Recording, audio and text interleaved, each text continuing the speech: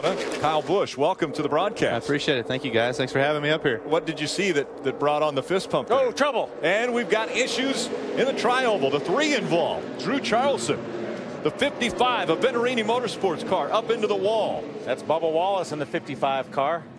A lot of cars involved here. Saw Drew Charlson, as you mentioned, the 3 car. There's Another, a 25. 25 of Justin Boston. A couple of Venturini cars involved. 69 of Steve Kemp. Brett Hudson, the 11 car. Wow, a lot of damage to Bubba Wallace's car.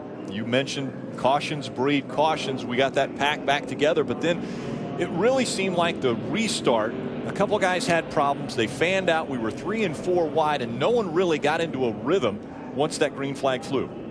No, there was sort of chaos on the restart there. A bunch of guys had to split around, and like you said, they never got into sync with one another, and then all of a sudden this happens down here on the front stretch. But I was fist pumping. I was watching Frank Kimmel and Mikkel Duna working their way up on the top side, coming to the front, and then 2 corners later they're back to 20th again. But luckily they missed this melee, but there was still a ton of cars involved. Unfortunate for a lot of different drivers.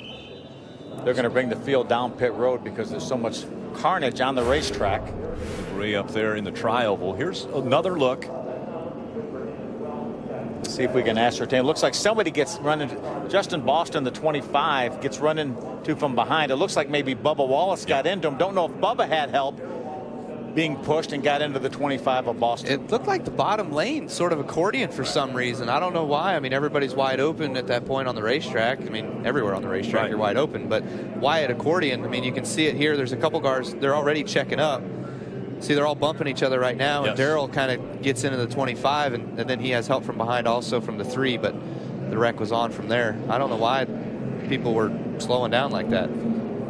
Seems like sometimes a deal like that, Kyle, as you mentioned, it starts from the back and works its way forward. Yeah. As every car behind has more trouble getting slowed down than the rest of them. Let's see if we can look from this The on. spoilers are so high, and the drivers in these cars sit so low, you just can't see what's going on through the car in front of you, and so your spotter plays a huge role, and the sun too. I mean, look at this. Yeah. See, everybody was checking up, and just nobody knew that was coming. That was Justin Boston, and it wasn't over. No, it wasn't over. You don't have any problem in that Cup car seeing over that rear spoiler, do you? Not here at Daytona. It's only about 3.5, 4 inches tall. But you go to the rest of these places that we're going to head to, and it's 8 inches tall. It's a little bit harder to see over. So